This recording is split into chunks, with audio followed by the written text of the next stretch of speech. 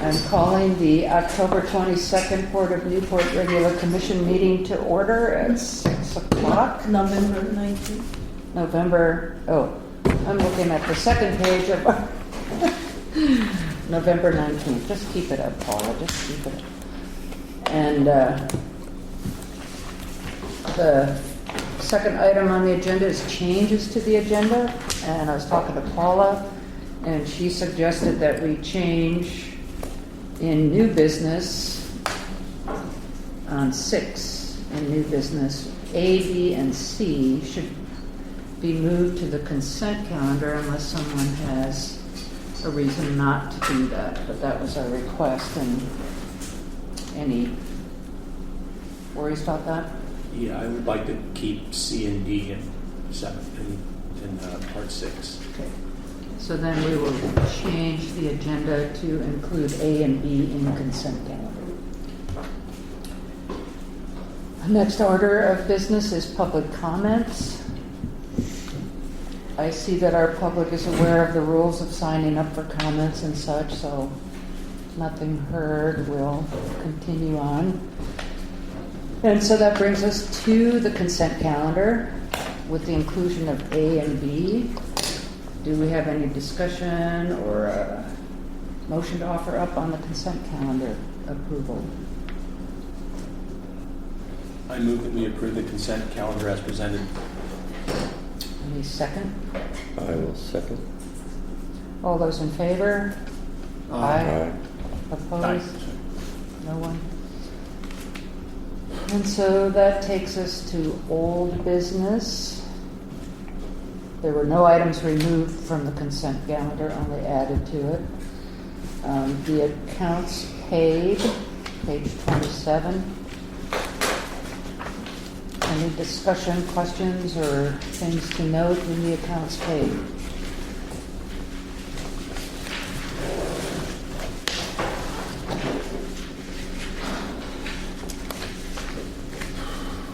Nothing? Do we have a motion to approve accounts paid? I'll make a motion to approve accounts paid. Second? I'll second that. All those in favor? Aye. Aye. No one opposed? And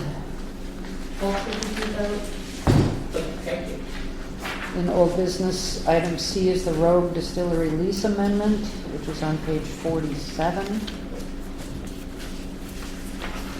We're going to... So I prepared a staff report on that. Rogue is working with the Oregon Liquor Control Commission to line up their addresses for their tasting locations. I think they currently have the House of Spirits listed as their primary location, and the distillery is a satellite, and they want to flip those. And they need to change the actual address so it properly reflects their federal permit for the distillery. And I have one minor wording change. It's in the fourth paragraph of the draft amendment to the lease agreement. Fourth paragraph under the recitals, I should say. There's a parenthetical statement that starts with otherwise known as OSU Drive, and that's going to be changed to previously known as OSU Drive. And that was at the request of the Oregon Liquor Control Commission to make that wording change and that address. So I have a motion there that I would suggest, and I'm happy to answer any questions you might have. This doesn't have any changes to anything business-wise that we're doing with Rogue. It's just a That's correct. formality. I believe there in the amendment it actually states that. So. Okay. Do we have any discussion? I don't have any questions. Any questions, comments?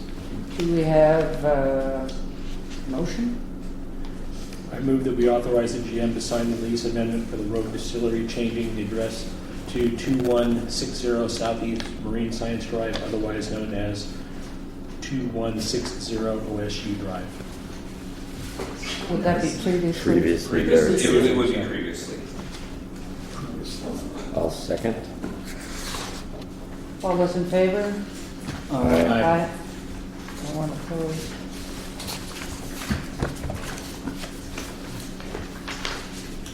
Next item in old business is D, NOAA and GEO bonds, preliminary official statements, page 51.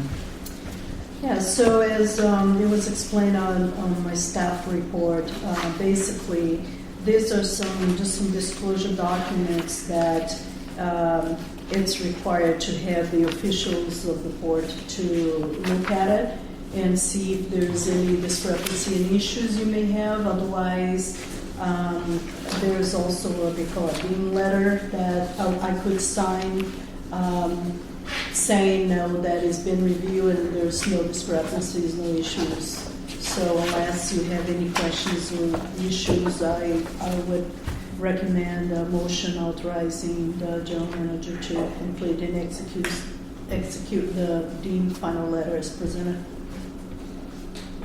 So I just had one, didn't write down the page in here, but it refers to the PMEX SETS facility that's going to be in operation. They've changed their name to PACWave. So you might want to change that in the future. PACWave is the new Okay, I'll look it up. And what was the old name? PMEC, PMEC. Pacific Marine Energy Center. Right. And SETS was Southern Energy Test Site. But now that is all under PACWave. Pathway. I'll double check on that and otherwise we'll correct for you. Any other comments? Just a comment, yeah. It's an interesting question to ask us to review something so complicated, right? So it's like, how do I review this? Or am I comparing to the old bond, the way it was structured, the new bond, the way it was? And I realize there's no easy answer for that. To some degree, we have to trust everyone that you've done this right. Go ahead. I think what they're referring to is more like some of the facts. So because there are a lot of statements, facts, and for the officials that sometimes are more familiar with the projects and stuff, they just want to make sure there are no facts about the port or anything that you feel like, oh, this is not what it should be about the port. Otherwise, you literally have to trust the staff and our attorney. Actually, you have review as well as the bond counsel and everybody else, involved in this project. So, but yes, I understand, and I thought the same thing. To be quite frank, because you haven't been as involved. Yeah. I didn't see any major fact problems. My only question or comment was if our court's attorney had reviewed it. Yeah, actually, he I looked at it, and he was fine. He didn't see anything that and as I mentioned here on this, actually, I think I put it in that, put in my report. Never mind. I'll get to it when we get to my report. So just one other comment about it. I mean, we are talking about large sums of money here. So whenever I look at large sums of money, I always get slightly concerned that are there any risks here that are unreasonable or would be unexpected? And you look at things like insurance and who would cover if there was destruction. And of course, you guys have dealt with that in the past and dealt with that with the old bond issue. I understand that. So part of that's because I knew. My sense was that most of that was covered. I didn't have, I'm trying to think if I had any major question on insurance.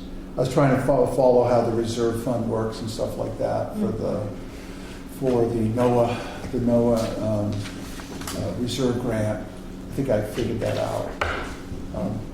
But any thought from you as the board? I mean, is there anything different, fundamentally different from this bond to the other that could have any kind of hidden cost, any kind of hidden liability that we might not be aware of or that we should pay attention to? So I'm asking the staff. I'll ask Mark in a minute to talk about what he thought. But looking through all of that, those are the things that we are working very closely with our bond counsel as well as our municipal finance advisor from the special district, because we have to really rely on those folks that understand how this all works. to make sure that those are not issues that we're going to run into. So far, all the questions we had about any of those those concerning items, have been answered positively. We obviously, one of the things that we had to do is, as I mentioned here on my report, I'm going to talk about that portion of my report. We had a conference call with Moody's, which is the rating entity for the port. The port right now doesn't have a rating that it's needed in order to sell these bonds. So there are a lot of things that have been brought up about the port and how the port perform in general. We talk literally, we spend so much time talking about how we're doing and all the things that could prevent people from buying the bonds, because they don't trust on this or that. So there's been a lot of items that we had to run by to make sure that everything is covered and everything is reported accordingly. So anything can affect our bond rating. With that, also, of course, anything related to insurances and reserves and all that is part of it as well. And at this point in time, we have enough reserve to cover everything we need to cover on that. And the ultimate cost, per year, it's going to be less. Therefore, we shouldn't have to raise that. Mm-hmm. If anything, we're trying to lower a bit. So I don't think there is anything I see here that would be negative to the port. If anything, it would be positively. Mark, do you have anything else to add to it? The greatest risk, what Paula touched on, is when we sell the bonds. And do we get the expected price points that we think we'll get? The biggest question Moody's had was the reserves. Typically in this type of transaction, there's a trustee involved. We do not have a trustee to hold our reserves. So you can't tap into your reserves for any purpose. Mm-hmm. So that's something that the commission and myself have to be aware of, and that we never touch those reserves. We should know a little bit more about our ratings probably by next week or maybe this week. But really, the first week in December, isn't it? For the actual rating. It's the week of Thanksgiving. Yeah, I think next week. And then sometime between the 5th and the 9th is when we actually will know what our interest rate will be. So, of course, things are still moving, changing, so we don't know yet at this point. It could be a little bit lower than what we expect based on our rating, or it could be higher. We'll know for sure on the week of the 9th, and then I'll be signing documents either the 16th or the 17th, most likely the 16th.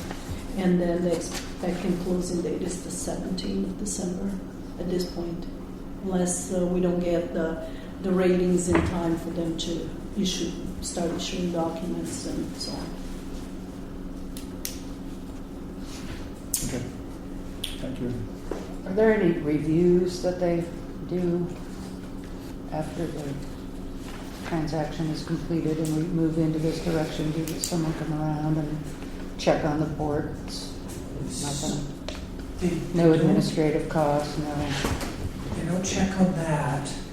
But the one thing they do require is that annually, 270 days after the end of the fiscal year, we have to provide our audit and certain tax documents and submit those to a site for municipal bond sales.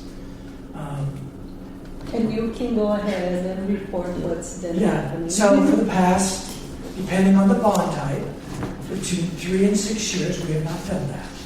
Oh, Yeah. So that's been the last 3 weeks, is catching up. that's A lot of something work like from Mark familiar to to me. catch up with all of that. Yeah.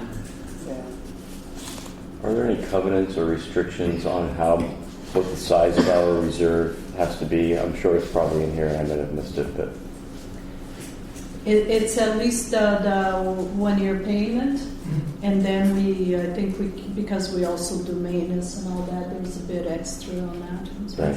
We actually have a reserve bond, fund reserve that is specifically to pay the bond for 1 year, and we also keep a reserve for capital assets for NOAA. It's about There's no, $500,000. and there's no limit of how much you can keep in that reserve, right? No, Then, okay. it's only minimum. If you keep them more, they're happier. Right, no, I've been familiar with one where we had a maximum restriction, anything more than X amount of dollars had to go to the bondholders, so. Oh, I see. Yeah. No, we don't have that on us. It's just the opposite. Oh, that's good. After you have the reserve fund and the bond fund, anything left over that you're not going to use for NOAA can go to the general fund. Great. Thank you. So can you collect interest from the reserve fund? We do. Oh, you do, okay, Yeah. so you collect At interest. 2.65%. Okay, that's not bad. No. Yeah, that's good. Okay, good, so you can use it for that. Well, it's a daunting document and a bunch of information and a thoroughness from staff on this. It's been going on for a while. Yeah. I guess it's time to talk about a recommended motion or more discussion. No, I'll make a motion. Make a motion authorizing the general manager to complete and execute the deemed final letter as presented. I'll second. All those in favor? Aye. Aye. No opposition? That is a daunting bunch of work. And Moody's lives up to their name? Okay.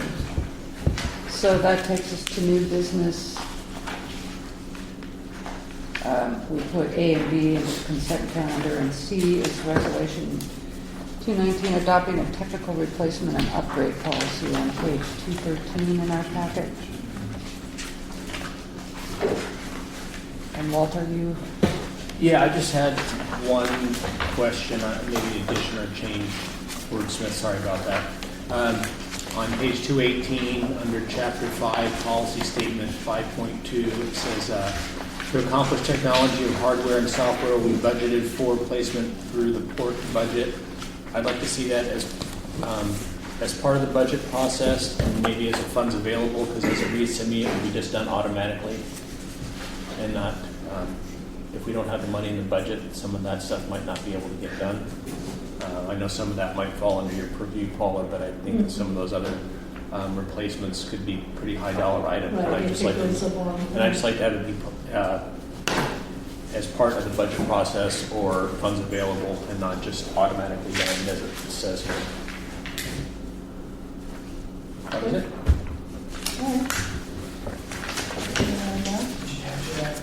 That's section 5.2, to add Yeah. as part of the budget process as funds are available. Yeah, Yep. yeah. That was my only addition. Okay. and so that's in addition to the resolution, Could be an update to the policy. Mhm. The policy. policy in general. Yeah. And then, Couple questions. Yeah, just quick, so where did you get the model? Did you borrow a model for this? There is a site out there that has models for this type of thing. Yeah, And that's where I grabbed it from. We're in dire, I haven't figured out the funding yet, but we have 10 computers that are over 6 years old.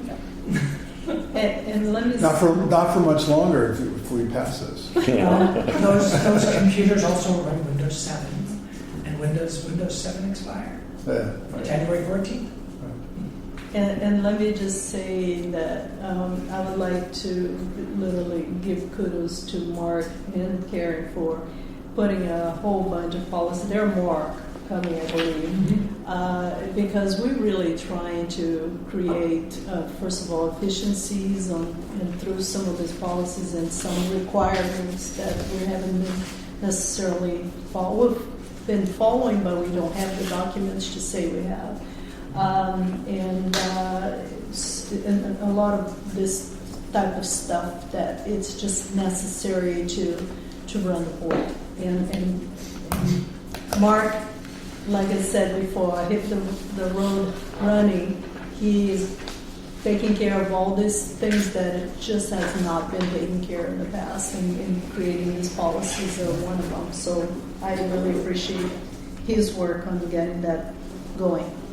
So another question, 4.5D. I'm just curious about this. This is page 205. It said postings by personnel from a Port of Newport email address to news groups should contain a disclaimer, etc. I was just curious about news groups. What's meant by news groups?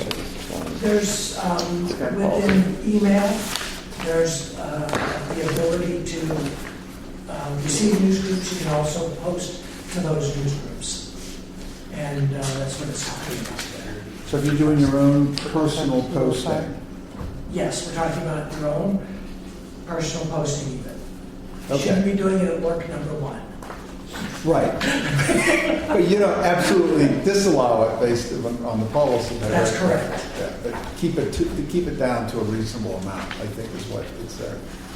Yeah, okay. And finally, this is pretty impressive. It's more than I've ever seen at Oregon State. And I didn't have anything like this that I was aware of.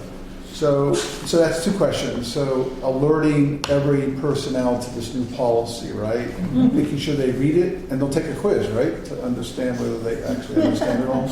I'm just kidding about the quiz. But if it was OSU, they might make you take a quiz, actually. We'll actually have them sign something that says they've reviewed these two policies and understand them, and they'll be placed in personnel file. Okay. No, that's good. Yeah, excellent. There are a few things that we are making them taking training, online training, and take a quiz, by the way, but that's not one of them. And actually, some of them probably should have the commission take those too. Just, I haven't done that. Yeah, And that's your call. it helps with insurance discounts for the portal. Part of the Did Mark policy say is that he's going to give us a quiz? I said that's Paula's decision. it's your decision. Oh, yeah, we don't want to. Insurance discounts, that's good. We'll talk about it if it's something we feel necessary, but there are a few things that the SDIS will give us discount if we follow some of the requirements. Those type of things that they tend to get sued on, making sure people are following. So so we're making sure that the employees are taking, going through the process and taking the quiz at the end. So.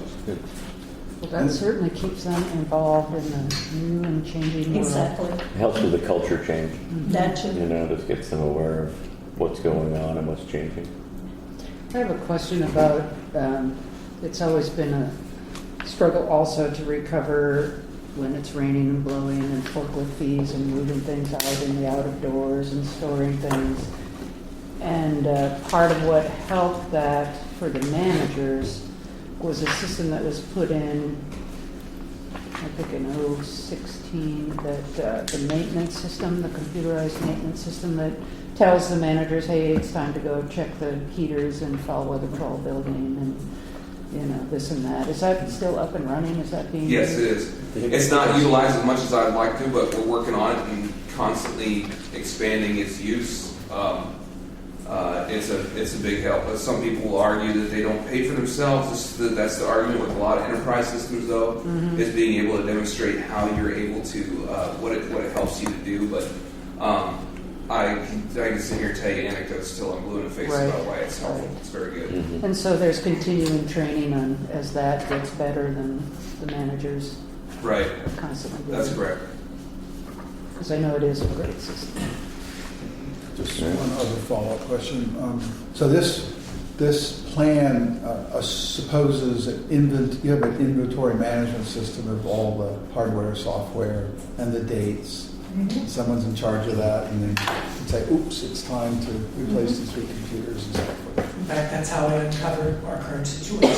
You were Is I setting that actually up. built it. Oh, okay. And trying to figure out where the computers are at and what their age, and understanding that I had Windows 7, so maybe there's others out there with Windows 7.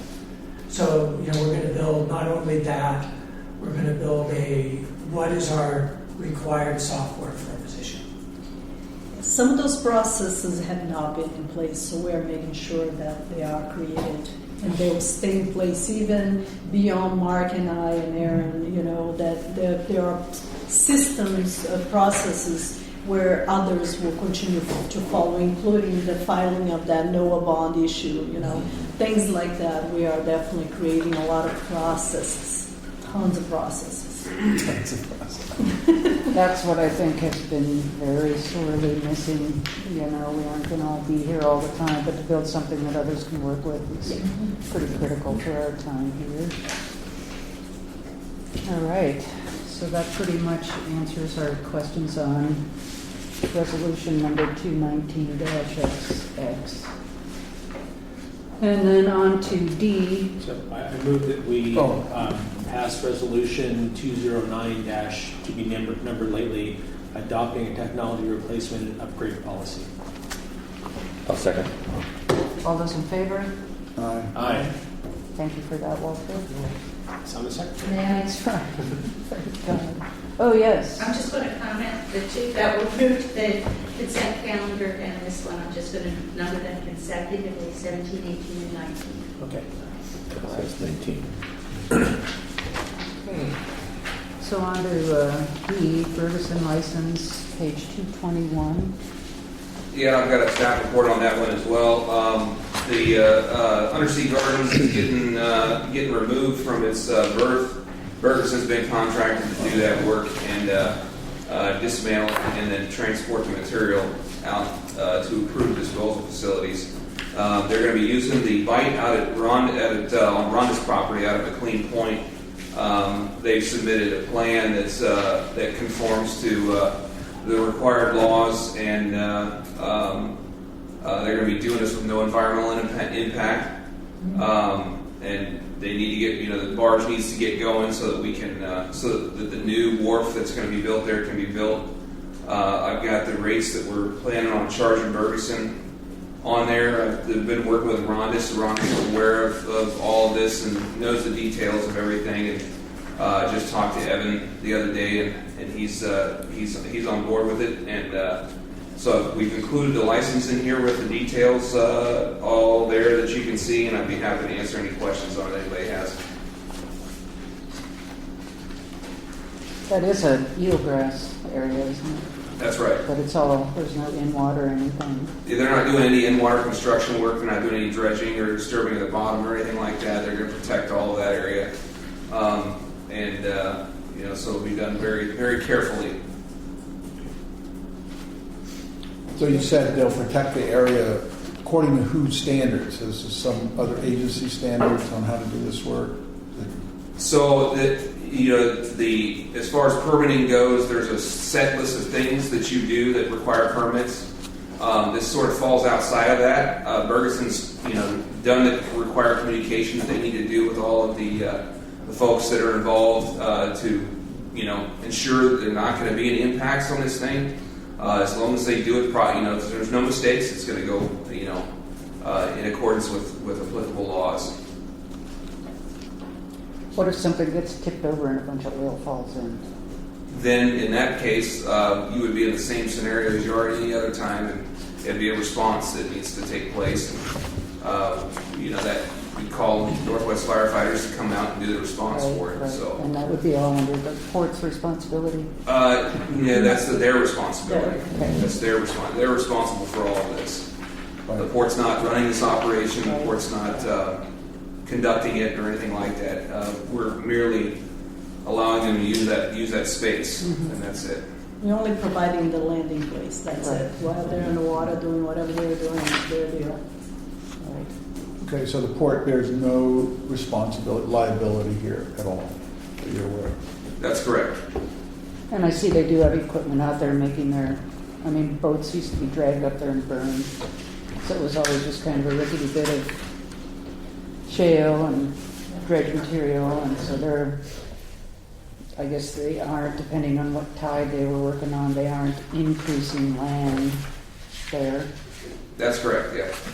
Unlike other vessels, my One thing I would be mostly concerned about it would be with fuel and things like that, but since that it is something that doesn't have any fuels, it shouldn't be an issue at all. So the environmental concern is just not there. Right.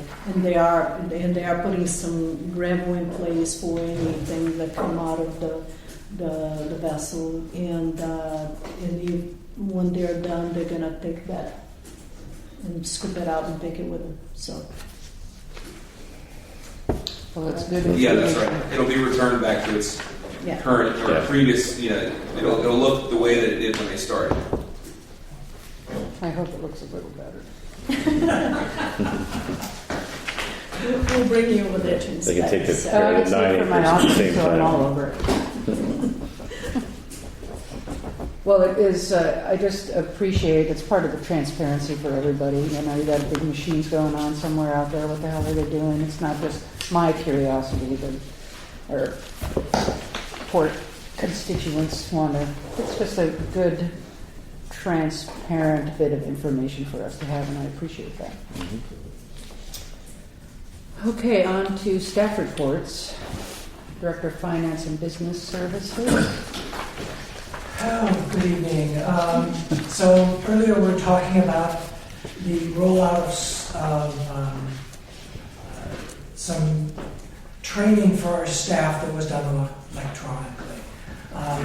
This includes harassment training, discrimination training in the workplace, and all those other kinds of things that protects the port and the special district office from getting sued. At some point, because you do interact with port at sometimes, I would ask Paula to consider whether commission should be taking some of those tests and on what frequency. So you're doing another quiz then, right? That is a quiz, yes. But I'm not asking it today. Again, it's just, I think that's very prudent myself. I don't know. And what that is it basically goes through several screens with information, and at the end it has a survey.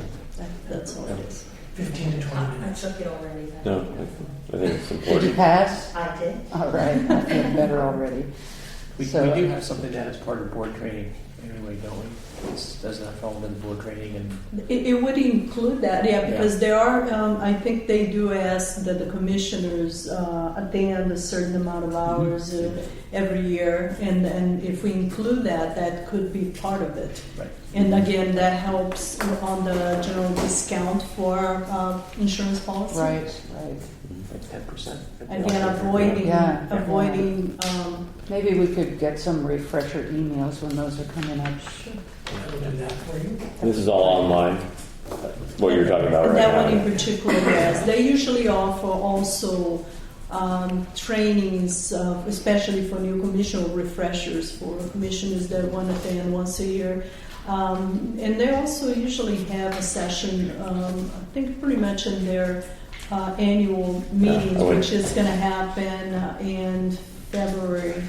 And this year is going to be in Seaside. So if any of you wants to go, start thinking about that. I believe it's the third week of. Yeah, sounds about right. I did that last year. Yeah, so this year is in Seaside. Often they have it in Sunbury, but this year they have it at Seaside. So that would also offer those trainings. So.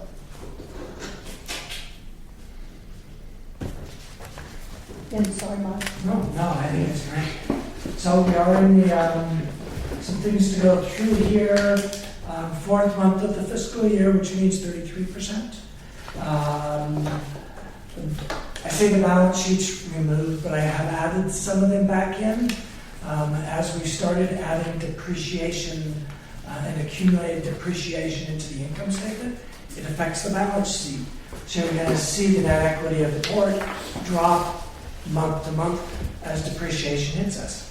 So when we get the audited financial statements, it won't be a shock, which I think is an advantage for you. I've heard it has been in the past for some commissions, but no, that's what it does. As we use up our assets. Another thing that's really important that as I'm going through this and trying to really lay it out, is at some point a decision was made for the NOAA peers to put them in our general fund accounts. And I went, wait, it violates what's called the matching principle. And I run this by the auditors, and they say no, their initial take is we move it back to NOAA so that depreciation is represented on the restricted funds. So we will be doing that. Right now, all the depreciation is in the general funds. We will handle that.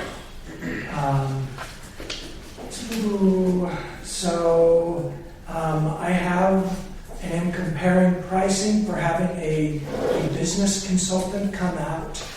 This would be under the ERP 25,000K that we have available. This individual would be responsible for looking at those services that we get revenues for and seeing how the staff feels that we do those today versus how we can do them tomorrow that will be more efficient. In other words, maybe they have a tablet there, but they can have 3 screens and they can be doing 4 different things at once, as long as it's safe. And waterproof. And it's going to have to be waterproof, you're right. Now, that's some of them, for sure. yeah, you know, the phones haven't learned how to swim yet. So, I'll refer you back to page 9 of the packet, 9 of 245, for the financial results. Again, not a lot to say about them because we have added depreciation in there.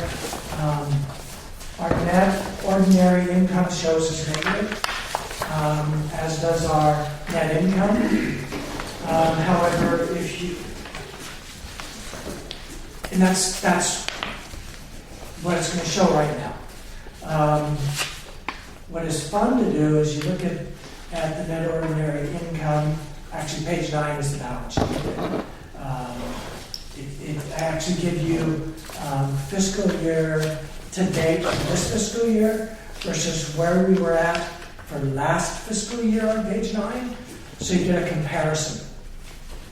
So I thought that was an interesting exercise and it'd be interesting for you. So net assets are down, net liability, net total assets and liabilities are down. With that, we can move to page 11. And that's actually where you're going to see the general operating fund. You'll see a loss of 285,077 and net income.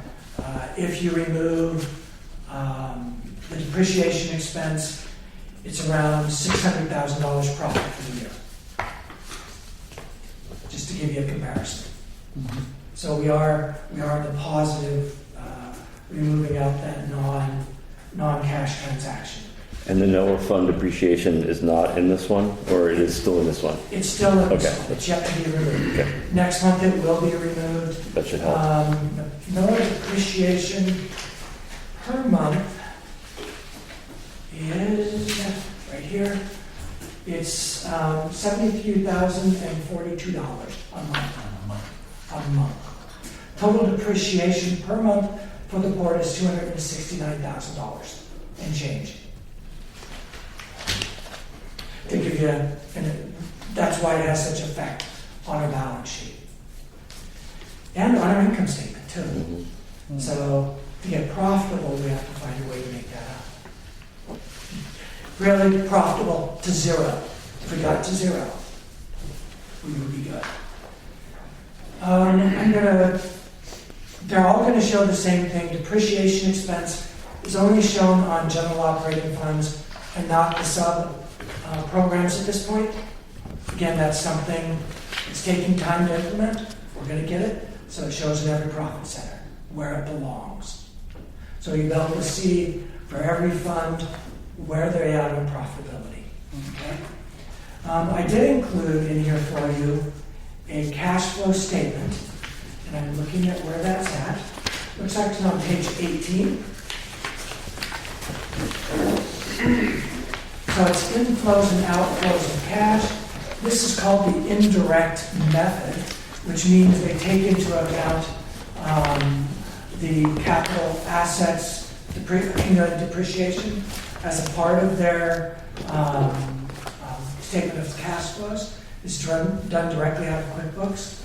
You can see our net cash position increased $600,000 since the beginning of the period, which was July 1st.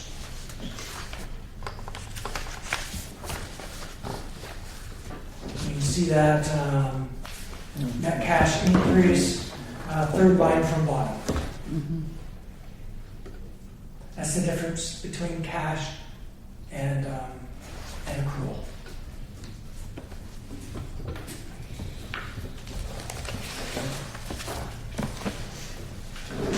Okay, what else? ZRP. RFP for bank services has been released. It is on the streets. We've gotten several questions with vendors. Again, I'll remind you, it doesn't mean we are changing financial institutions. It means we're examining the possibilities to gain the greatest opportunities for the port. I'm not going to say anything on the bond financing other than we've included a schedule for you, so you'll see the schedule of events that's going on for the bonding activities, including the actual closing. And the estimates change as far as return to the port week to week, so it'd be too early to discuss what that's going to look like.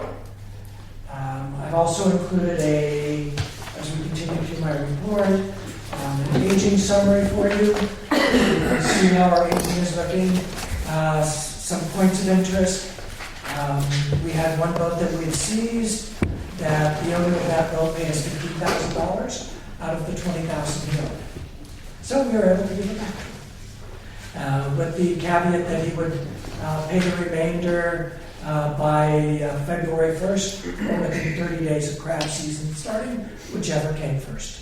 And we have a signature on that document. I can give multiple examples of boat owners or vessel owners that have called and said, I don't have the cash, I don't want you to seize my boat. What can we do? And we make payment arrangements. In one case, we paid $1,000 on the spot and agreed to make payments out of every load of crabs he brings in until he's completely caught up. And we're making more and more of those arrangements with boat owners and vessel owners, so we don't have to seize their boats. We don't want their boats. We want them just to pay their bill. I think that's outstanding that because people live in fear about, oh, I know I owe the port a lot, so they just give up instead of facing facts, and to go in and see just how kind and gentle our staff is to understand it's a big plus, because otherwise you're just a big bad wolf, out there. You just want my money. Yeah, the message right now is that we just want people to approach us and let's understand the issue here. Let's make a plan. It's like Mark said, we don't want to take anybody's boat, but we want to make sure people understand that we are managing public assets and we have to do what we have to do, and unless people talk to us. So. Yeah. In many ways, we're running a business just like they are. It's a good culture change. So this could be our byline, right? The port with empathy. So, Port question. that cares. Empathy Port service. that cares. I like that. So you were saying that they'll pay you when they do a landing of crab. How do you know when they do a landing of crab? Is it voluntary, or do they actually make an arrangement for the processor to hold back payment, or what? How does that work? It's a good faith. So it's voluntary. It's good It's good faith. faith. Yeah. Okay. So there's nothing more formal than that. Okay. They just start delivering down at Coos Bay. But everything that happens on the waterfront generally comes right. Everybody Right. knows what happens down there, so you know when people land crab and when they don't, and so So the word you'd say, oh, you made two Yeah. landings. Yes. We didn't receive the Yeah. payment. Let's give them a call. Okay. Pretty much. Yeah. Kind of. The recreational marina is a bit of a different beast. We've been at some points, allowing people to moor their boats and, oh yeah, you can pay before you leave. Yeah, we'll let you build them. Well, some of them haven't paid. We've contacted them, we've called them, we've sent emails, they refuse to pay, they've now gone to collections. Can't seize the boat, but we can't send them to collections if they're not willing to call us back and make arrangements. We had one guy that did make arrangements, didn't follow through. It's been 2 months. We followed up. He hasn't recontacted us. It went to collections. So we just have to sort of hold that line down a little bit. We will be seizing another boat in the next few days that the owners refused to contact us. But I'm coordinating that with the harbor master and making sure that all the appropriate people know, so that we try to avoid that right up front. It's not what we want. Auditors, same status as last time. They're trying to get us the audit reports Thanksgiving week, more likely the first week of December. And then the next page after the report, it talks about an EAP program, Employee Assistance Program. In the budget, we budgeted to get an EAP program. Time ran out, people's time was scarce, it never happened. As of December 1st, the employees will have an EAP program. And this is the letter that will go to employees describing the program to them. And we had this in place at one point, and then it drifted. It was supposed to be in place and apparently it never got made it effective. Oh, because I thought we had that. That was the concept, and when Mark came on board and looked at it, it's like, well, this is showing here on the budget, but it was never put into effect. Oh, that's too. So now we're doing it. I think everyone should do that. The next page is your bond schedule, and then I guess the occupancy. So occupancy is down a bit in the recreational marina, as would be expected. It's over last year. For the marina, we're down 1.92%. For the RV park, the main park down 3%, annex down 2.65%, and dry camp down 19.8%. However, revenues are up. We're nearing 100% occupancy. These, if you look at, except for the dry camp, you could say that's just the variance you're going to have year to year. So really, essentially, it's the variance. But our revenue's up from increases in prior years, and well, that's a good thing. Are we still attributing some of the off-season money to the construction workers? And the bridge workers, the bridge was worked on, we have, that was a bump, I guess. Wouldn't surprise me. I don't see any bridge workers now. Right. That was just a short term. Yeah. So I can't answer that question. Just a rumor I heard, no big deal. So that concludes the Director of Finance and Business. We thank you, Mark, for that. Very good information for us. And Director of Operations, Aaron. All right, I have been an interesting month. Talked with Fritz Graham of Senator Wyden's office regarding the EDA grant. I'll get into that here in a minute. We obviously commercial activity is up in the commercial marina. Everybody's getting ready for crab season, which has been delayed until at least the 15th of December. We are planning to do a second shift again this year over at Koi Stock. It's been successful in the last 2 years, and so we're preparing to be able to do that as well. Attended a public meeting with ODF&W about the whale entanglement issue and the possible impacts of on the Dungeness crab season in the coming years. It's definitely an issue that we need to monitor and stay very closely aware of because, for example, if they split the season into 2 seasons, for example, it's going to definitely change the way things work at the dock. As the first group of boats brings their gear back to the dock, and then the second group gets ready to go back out. All at a time when people are making landings and buying fish all at the same time, and so it's going to be it'll be very interesting, and it'll definitely change the way storage revenue works for us. I don't know if it would be good for the port or not. But that's the port's impacts. I mean, the fishermen obviously have their own impacts that are that they're going to have to wrestle with as well. But I will definitely keep attending the meetings and stay aware of the issue so that we understand how it's going to impact us.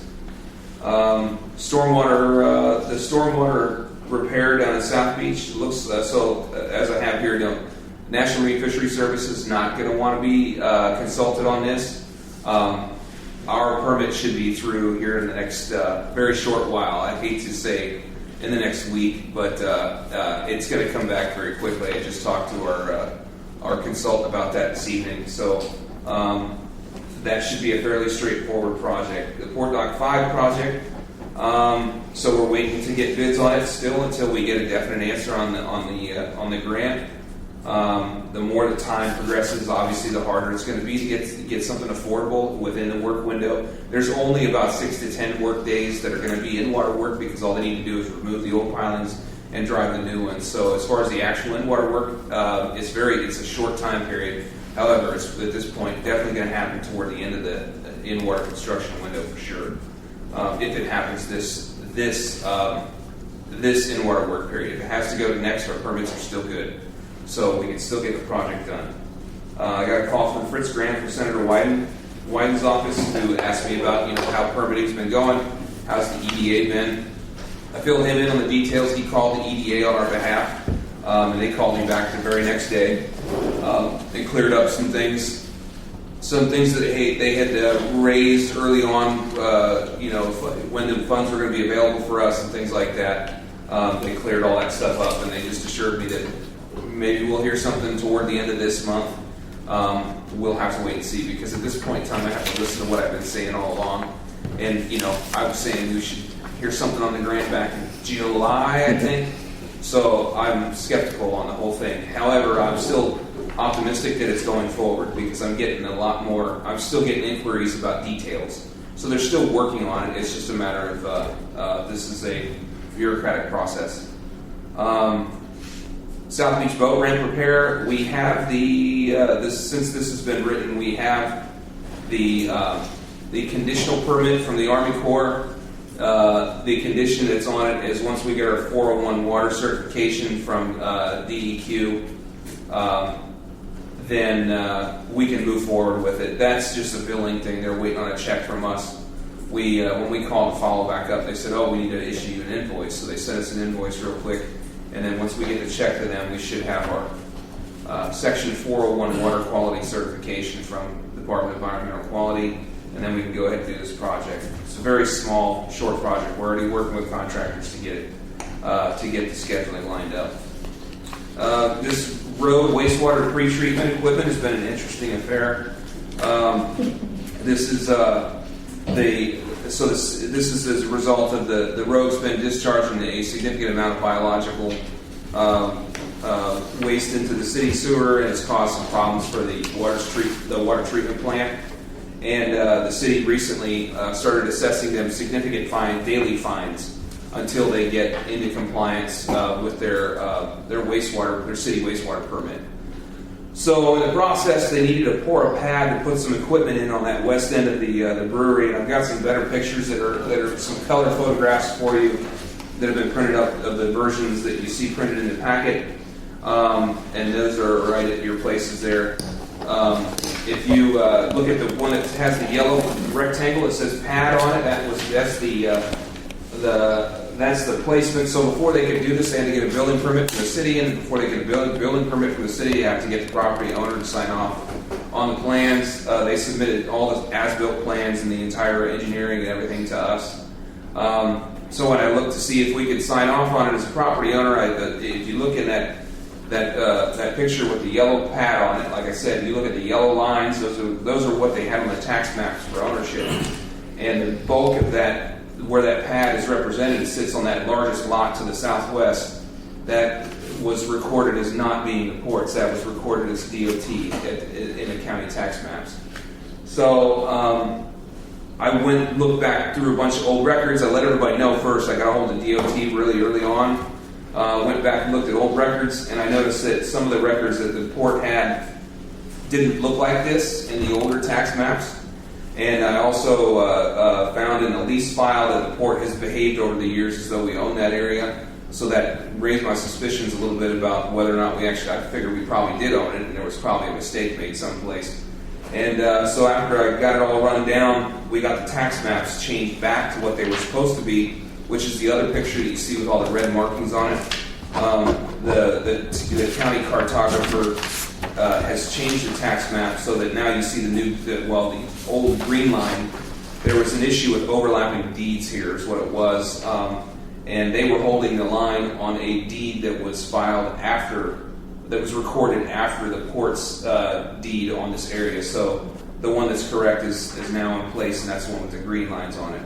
But it took me a while to figure all that stuff out. And let me say something that Aaron is not telling you half of what he had to go through to get this thing figured out. Just the fact that we had a lease with ODOT that we didn't even know we had. And that lease covers a whole bunch of areas and right-of-ways and things and then it was wrong on the assessor's map to start with. I mean, we've really had to break our heads going through it, and Aaron was running around to the title company, to the assessors, everywhere, trying to figure this out and trying to help so Road could move forward with their project. And it was a good learning lesson for us and the things we shouldn't automatically assume. But kudos to Aaron and how much work he's done and to get to the right answer. So seriously, a lot of work on this. Thanks, I appreciate that. And so we have more work ahead of us because there's other areas in this lease that are not up to the entire lease with ODOT needs to, and they're aware of this now because I've let them know. We're going to need to go back, and there's areas like there are some condominiums that were built just west of the bridge in a triangular lot over there that was originally in the port's lease. Well, they sold that, and the condominiums, the people bought the lot and built condos on it. Well, we need to get that removed from. And this lease that we have with ODOT has a zero. I never even saw a $1 charge. I think it's a $0 lease. No charge in 99 years. Yeah, 99-year term. It was done in 1977. So we need to go back and get it adjusted. We also got some work with the Army Corps in this area too that needs to get finished out, so that we can make it so that lot, that parking lot that is south of Rogue and that property all around there is actually the ports, and I think we can get that done. It's just going to take some work, and the city obviously is in the loop on all of this. And we got the authorization signed for them, and ODOT knows about all these issues, and so we're moving forward. And they're getting their pad poured so they can get back into compliance with wastewater issues. SDO Safety Security Grant, we're looking to get a bunch of cameras put in over here in South Beach. That was in the budget to begin with. I think it's $25,000, right? So we have a lot of cameras that we need to get installed. We filed for a $5,000 grant with SDAO to offset some of those costs, and we'll be working on that through the spring. Dock repairs complete over at Port Dock 5 on slip 23. There were some broken whalers and rods. The maintenance, the operations crew and the commercial marine has been working really hard on that. They use the tugboat to get it all, that's one of the uses of the boat that I've compared the Mildred to an old tractor that a farmer owns that he can't, it's not worth very much monetarily, but without the tractor, there's a whole bunch of things that the farmer can't do. And it's the same thing for us with this old tug. It's not a big revenue earner for us or anything like that. It probably never will be. But if we don't have it, then we are going to have to charge, we're going to get charged mobilization fees for certain things that are actually minor jobs. This was one of them. And replacement of whalers and dock rods is always a very physical job. And boy, it'd be nice to find out some smarter ways to do that work in the future to reduce the wear on the employees. And I'd be happy to answer any other questions that you might have. Yes? Cost for the South Beach, the storm sewer, is it going to be pretty much in line with what you So far, I think so. Yeah, I have the bid documents ready to go. I gotta get bids on it though. So I don't have any reason at this time to think it's going to change. Okay. We'll make sure to bring that information to you once we know for sure that's moving forward to keep you. Yeah, I wondered what happened with the whalers and the rods, because it is, I think Kent found a way to do it, but it's not that it's easy. No, it's the whole process, and I don't know that there's a different way to do it, but you know, they're made of galvanized steel, so obviously they corrode, and when you have corrosion on steel, it expands. So when it's really in those tight channels that goes through the floats, it's hard to get them out. It's really hard to get them out. And then driving the new ones in without knurling up the ends of it, so that it can still be threaded with the nuts that go on them. It's difficult. So It's an ongoing juxtaposition. Do you hire it out? Do you do it in-house? So I'm glad they were able to do it, and I'm glad they survived the rigors of it all. Okay. Any other questions for Aaron? So moving on, we're to the general manager's report. Okay, well, I'll try to be quick. You got my report mostly. So we completed the salary survey, and we have made some adjustments with the budget that we had for this year, which, as I mentioned before, it was not even close to what we're going to need really in order to make this proper. Some of the things we have used in order to make some of those adjustments, obviously, is time on the job and experience and things like that was a big one. And we did what we could. We most definitely will be coming back to you with a fair request for additional funds, and we'll bring that up to you at the time with the survey, as well as how we're going to cover some of those additional funds, because there are a few things we are doing that it has also created some additional revenues, and for that reason we had to hire, move people around, hire some additional staff, and that also is going to be included there. We already talked about NOAA, at this point in time, there are a few things that we've just been discussing about how the terminal can be used and who to go after again. And there are some meetings already set up, but the more we look at that 9 acres, could that be something used for the port lay down area for the diverse amount of shipment versus one single tenant? If we do it that way, we can actually make way more money. Of course, if you have someone that is employing a whole bunch of people, that always something we have to consider it as well. But those are things we're looking at it. We're trying to figure out the cost if we were to just, make that an available lay down area. As we talk to some of those prospects, we should learn a little bit more what their needs are too. So those are things we're looking at it. And part of that 9 acres, I guess I'll get into the work action here. We asked the city to extend that for 180 days. And I was told no problem as long as we say it on the letter that if at the end of that 180 days, should we not have started anything or any project, that we would terminate. And that's what the letter says. And that's pretty much what it was the motion that you made anyway. So we follow that. As a part of the training of staff, we're really trying to focus on making sure there's less turnover, and part of that is making sure people are well trained and they're happy at their jobs. We've been doing a whole bunch of training in general, but one of them is a culture training and helping folks work well together and understand, for management to understand how to work with their folks and vice versa. We got some, I got together with someone here locally that can do those type of trainings.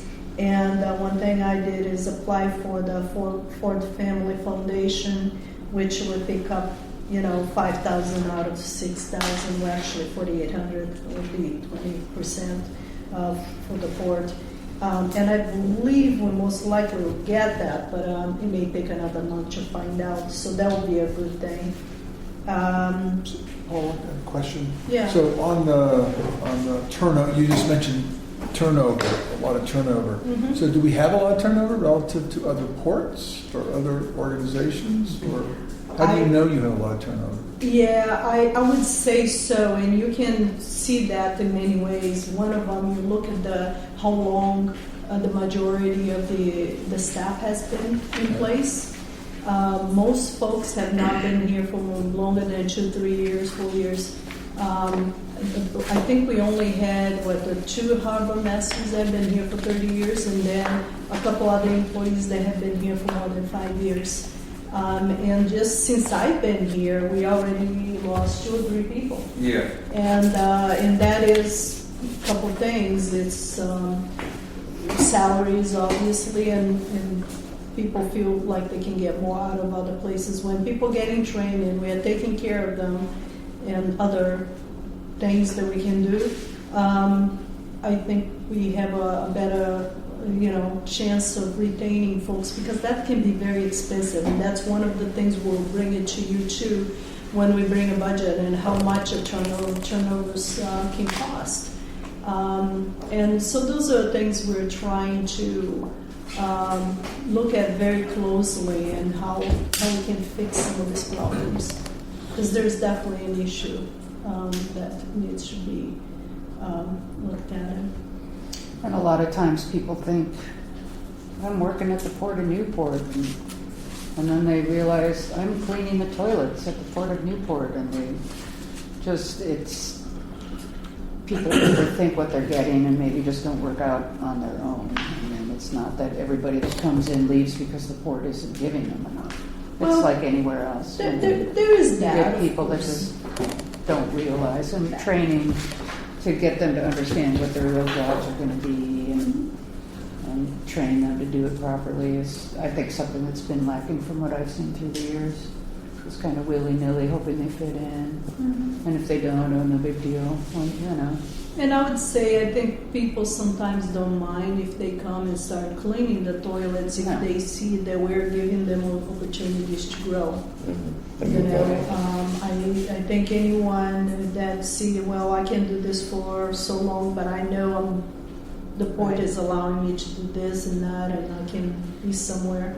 I mean, you look at the folks that have been here for 30 years, they started from somewhere. Right. And they didn't start as a harbor master, so that's basically. But you got to be able to show people that you are giving them that opportunity, and that's what we're trying to do, and trying to understand what people want and what they're good at, and and part of this training, I'm looking at it. Hopefully, will give us a little bit more clarity on how to. I where think to the go. training is pivotal. I mean, it gives everyone, like you say, gosh, if I keep working away, I might move up. And we had sent some people for electrical training and some other things, and they were pretty happy that they learned a whole bunch of things that they didn't realize they didn't know. So we'll keep it up, and make sure that we'll let you know more when we know more where things are going. But I think we're up to a good start. And not only that, but the person that was also responsible for HR quit a couple of years ago, when hasn't been anyone really focusing on some of those things. And now with Mark here, he's also a big help on that department. So we're trying to take care of that. Aaron, Chris, and I met with the chamber this week to talk about the Seafood and Wine Festival and some of the little issues we had with the pavement, things like that, and trying to address that. I think we're up to a good start. And other than that, the one highlight would be to the fact that we had the Regional Solutions team here on November 7. It was a great meeting. We had reps from a whole bunch of agencies with the state, and that shows that they're interested in the port and working with us. Normally that they will visit a port or an area when they have a project, but in our case, we have a fair amount of new people, and not only that, but we just put out a strategic plan. They're interested in things to come. We talk about a lot of that. I think overall it was a real good meeting. I think we got a lot of good thing out of it, and I think they understood where we're standing and that some issues the port may have had in the past is behind us, that we're moving forward. We're supposed to get another meeting set up with the Business Oregon on the talk about funding of some of these possible projects. Some stuff that is on the strategic plans and some stuff that we've been talking about it just to, that could maybe bring us some revenues, because I think that is also part of our strategic plan, that we would create the new forms of revenues, and we're talking about some of those things. One for instance, and more to come, but we discussed the fact that the chamber spends over $150,000 every year on tents and renting tents, and we're talking about, well, maybe this is something we can discuss, and we talked to the state about that, and funding some more permanent solution that not only allow the chamber to do that, but also others, and kind of not something to take it away from a hotel space or anything like that. It's more like maybe an expo center type situation, an outdoor, indoor scenario where the port could make some revenues. And there are possibilities of that. Maybe there are Travel Oregon money, there may be other grants and loans, and by having funds already set up with the chamber for that, and we may enter into a contract with them, and they said they may be willing to do that. It is something we could look at it. So again, we probably need to look a little bit better at a planning, location exact, and so on and so forth. But those are things we discuss, and once we have a better idea of where we are, we'll bring it to you to look at it and give your 2 cents. But if you already have any good ideas, by any means, come talk to us. But those are some of the conversations we had. We also had conversations with DSL during that meeting of possible grant funds for some of the things that we do. And yeah, it was overall a good meeting. I don't know if Sarah wants to add to that.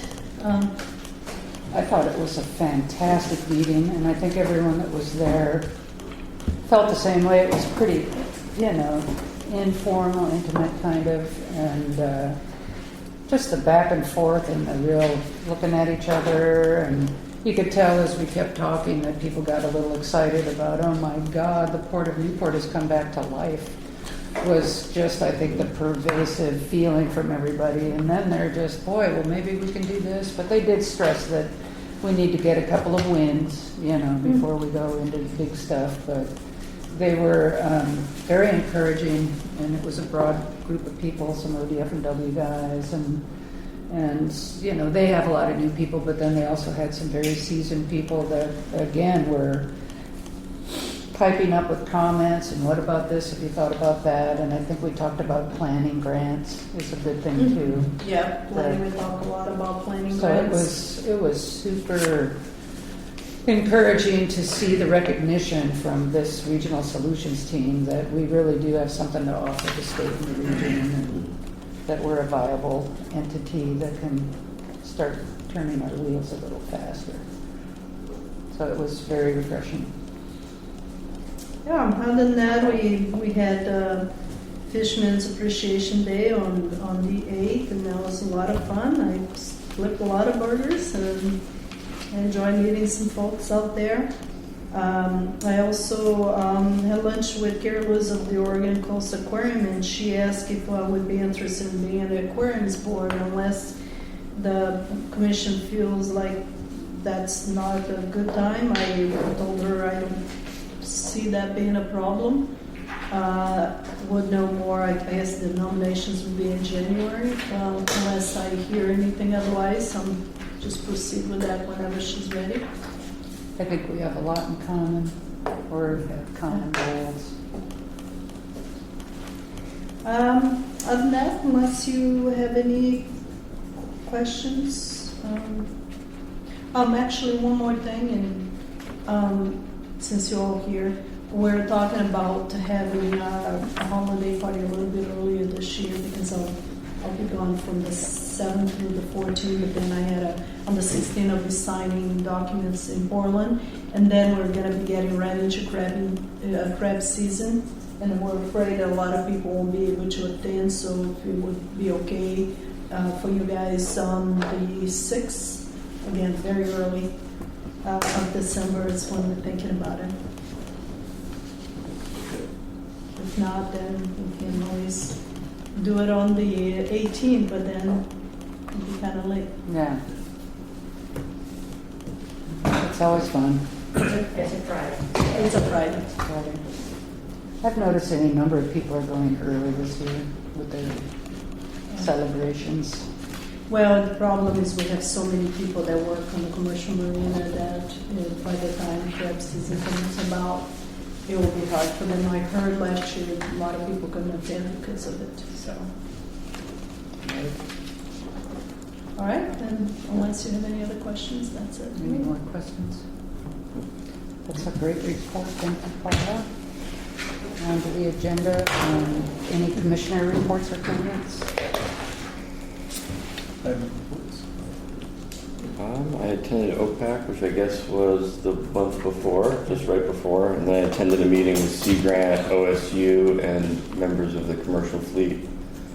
I was there for different reasons, but they tried to roping Aaron into taking care of a monitor on Port Dock 5, and I definitely didn't commit anything, but there's definitely potential for a relationship there that I handed off.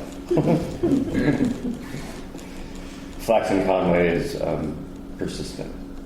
But it's a great tool for the fleet. They love it, and it seems like the only thing that really needs to be done is it could be on the Port Dock 5. Someone else can be paid to take care of it. They can hand it over. What does it monitor? It monitors salinity and temperature at 3 feet, 7 feet, and 11 feet.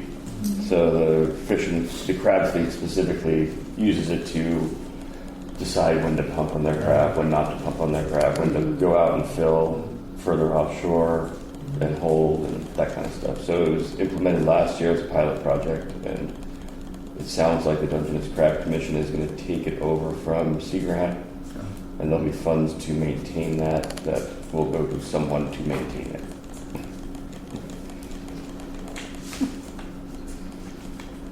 I gave him a recommendation of a private party also. That's good. Yeah, and he was excited to do it. We don't need any more problems. No, I know. I was like, you're going to need to talk to Aaron about that. Well, I did the Regional Solutions, which was a great meeting, and then I also went to the two different crab meetings about the whale entanglement, which is a real bugger. I think they were able to slow things down a bit from implementing some draconian 30% of pots off the water now, and it's just people are running scared, and the state agencies don't like to get sued. And so the fishermen are being very vocal, but very professional in forming their, I guess, an old advisory group was brought back to life, and so they're moving forward in keeping the old anger issues down on that. So good solutions should come of it. Any Calendar for future considerations, we do have a meeting tomorrow at noon for the general manager evaluation. Jeff said he would be here, so I think we'll all be in attendance. US 4 open house, November 22nd. Arthur Adventures Turkey Trot, November 29th. Thanksgiving holiday, the port office will actually be closed, November 28th and 9th. December regular monthly commission meeting is earlier, it's December 17th. Christmas holiday, port office closed December 25th. Any public comment? I just have a question. Mm-hmm. Aaron talked about the system at the road. When do you anticipate that being installed? Being, what's that? Being installed? They're working on it now. When it'll be done, they were shooting for the 15th, but obviously that was not going That's to. fast, right? Yeah. So I would say sometime within the next several weeks they should have it up and running.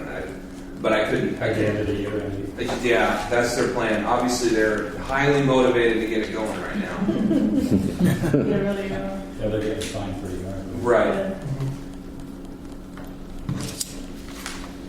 No other public comment? So, we will adjourn this meeting at 7:20.